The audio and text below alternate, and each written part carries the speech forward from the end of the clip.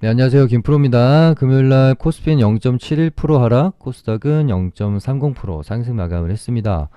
최근에는 이제 이렇게 박스권으로 계속 진행이 되고 있는 상황 속에서 변동폭이 이제 점점 이런 식으로 조금 줄어가다가 뭐 박스권을 돌파할 수도 있고요. 여기서 다시 꺾이면서 박스권을 이탈할 수도 있겠죠. 그러면은 이 박스권 안에서 움직일 때는 우리는 그냥 어느 정도 그냥 계속해서 리스크 관리 비중 조절하면서 가다가 뭐 이제 뭐 돌파하는 구간에서 적극적인 시장 개입으로 나서느냐, 이탈하는 구간에서 어떤 뭐 대응의 영역으로 가느냐, 요 부분이 뭐 중요할 것 같고요. 당분간 뭐 이제 전쟁 리스크도 계속해서 뭐 이제 장기화되고 있고, 뭐 상승과 하락을 반복하는 그런 약세한 횡보 장세가 지속이 좀 되지 않을까 싶습니다.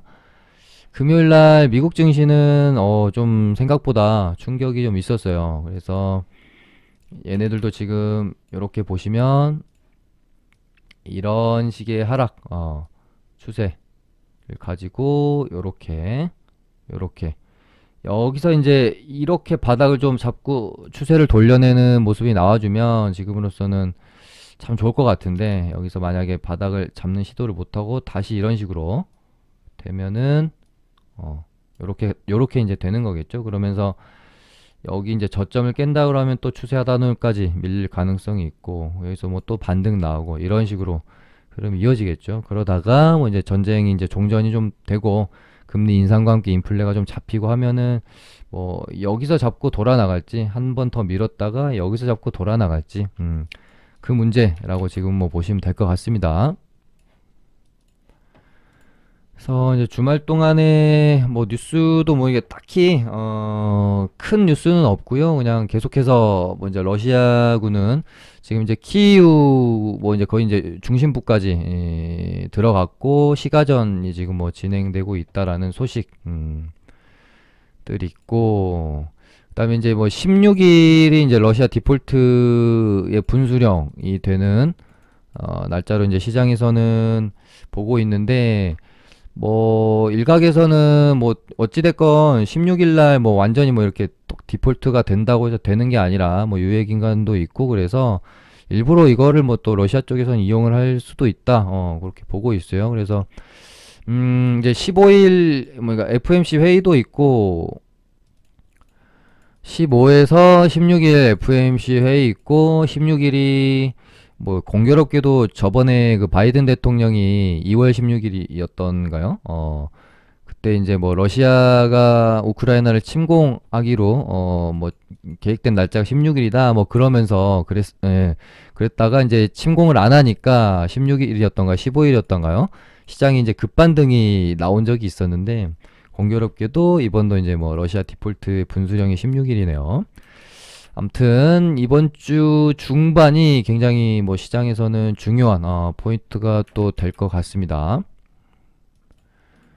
그리고 이거는 이제 별로 이제 시장에서 크게 기대를 안 하죠. 회담에 대해서는 그 금요일 날 미국 이제 선물이 올랐던 이유도 푸틴이 뭐 우크라이나와의 뭐 휴전 협상에서 뭐 진전된 뭐 협상이 있었다 그런 식으로 발언이 나와가지고 미국 선물이 급반등을 했던 건데, 결국에는 장중에 뭐 마이너스 2% 마감을 했으니까 지금 어떤 확실한 휴전이나 종전에 대한 뭐 결과가 나오기 전까지는 시장은 이제는 어떤 뭐 회담 뭐 이런 거에는 기대를 크게 하는 것 같지는 않습니다. 그리고 이제 뭐 분위기가 좀 이런 틈을 타가지고요, 자꾸 뭐 또 이라크 외곽에서 12발의 탄도미사일이 이제 쿠르드 북부의 수도 아르빌을 뭐 공격했다고 하는데, 여기가 이제 미군 주둔 시설이 있는 곳이라서 좀 민감한 사항이 될 수는 있죠. 다행히 뭐 이제 뭐 사상자나 부상자는 없었다고 하니까 이 부분이 어떻게 될지 모르겠고, 근데 얘네들도 이러고 뭐 중국도 자꾸 이제 꿈틀꿈틀 하고 있고, 거기다가 북한 입장에서는 두 가지 이슈가 겹치게 되는 거죠. 러시아 우크라이나 전쟁을 보면서 김정은이 참 많은 생각이 들었을 거고, 야, 이거 핵 포기하면은 안 되겠는데 이런 생각이 당연히 들었을 거고요. 거기다가 이제 대통령이 당선인이 나왔기 때문에 거기다가 이제 윤석열은 사실 뭐 북한이랑 이제 강대강의 스탠스로 갈 확률이 높기 때문에 김정은도 거기에 상응하는 뭔가의 뭐 무력 도발 같은 것들을 좀 준비할 가능성이 높겠죠. 그래서 참 쉽게 사그러지지 않겠다. 이 뭐 전쟁 리스크, 뭐 무력 도발 이런 부분들이요. 그래서 참 머리가 아프네요.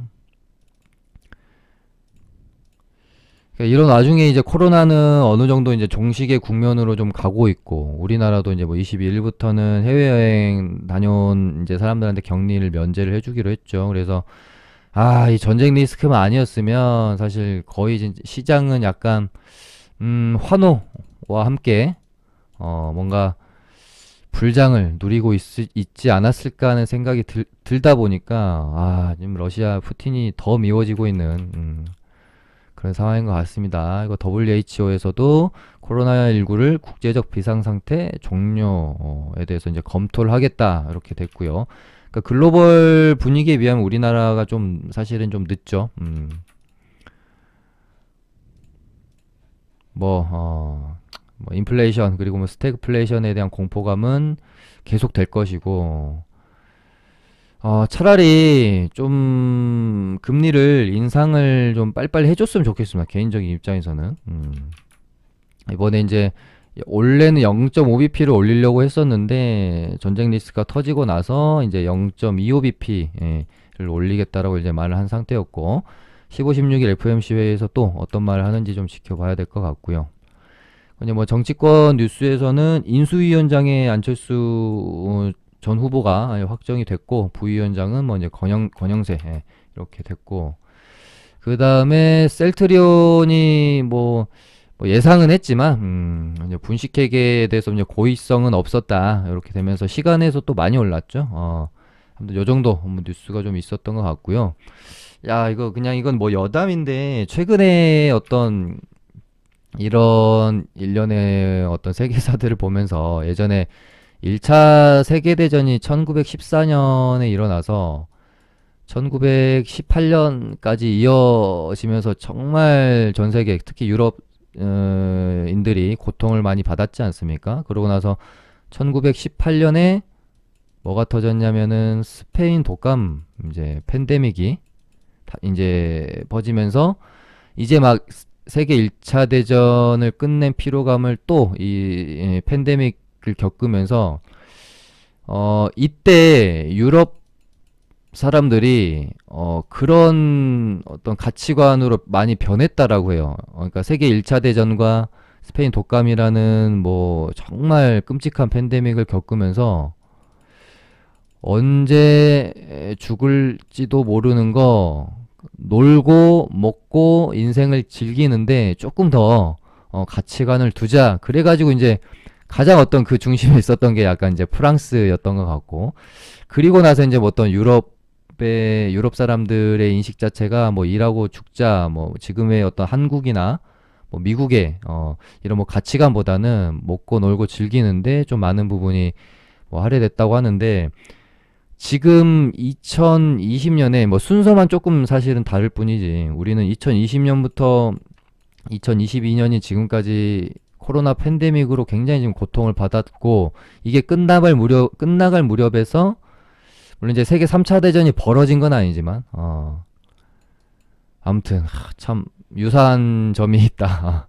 그래서 뭐 혹시라도 이제 이번 러시아 우크라이나 전쟁이 좀 마무리가 좀 잘 되고 뭐 금리 인상도 하고 인플레도 어느 정도 잡히고 하면 한 번 정도 우리가 또 한 번 뭐 이제 코로나 장대만큼은 아니겠지만 한 번 정도의 어떤 그 큰 웨이브가 나올 수도 있지 않겠나 하는 생각 정도가 있어요. 그래서 조금만 더 인내하고 잘 견뎌보자 라는 말씀을 좀 드리고 싶어서 여담으로 좀 이런 얘기를 좀 꺼내봤고요.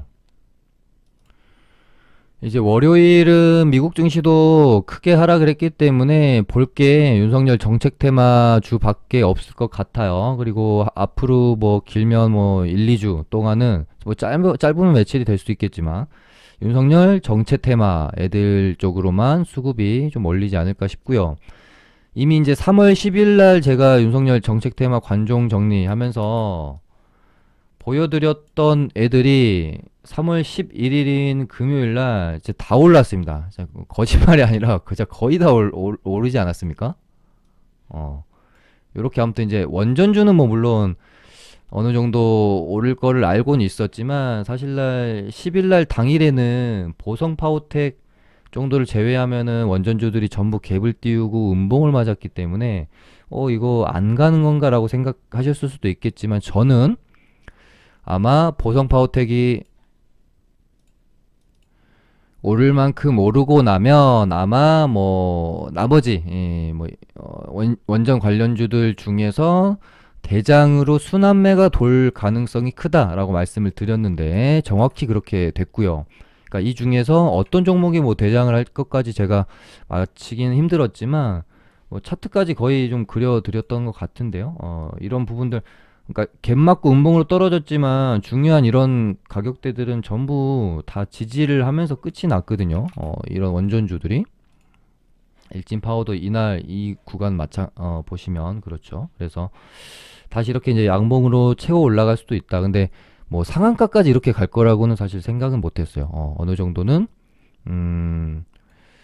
순환매가 돌 거라는 생각은 좀 했지만 그랬고 또 한신기계가 금요일은 대장이라고 보시면 되고 2등은 일진파워, 뭐 에노터크, 한전산업, 우리기술 얘네들은 쉽게는 끝나진 않을 겁니다. 또 한신기계랑 일진파워가 한번 치고 단기과열 리스크 걸리고 이렇게 되면은 또 뭐 에노토크나 뭐 한전기술 이런 애들 대장으로 좀 바뀔 수 있기 때문에 원전은 지금 최선호 섹터로 테마로 봐야 되고요. 그 다음에 부동산도 이제 뭐 급등이 나오기 전에 뭐 제가 그러니까 3부터건만 움직였을 당시였죠. 3월 10일 날. 하지만 이제 건설주들은 안 갈 수가 없기 때문에 그 다음 짚어드렸던 게 제가 뭐 NX, 뭐 하츠, 한샘 이런 종목들이었던 것 같아요.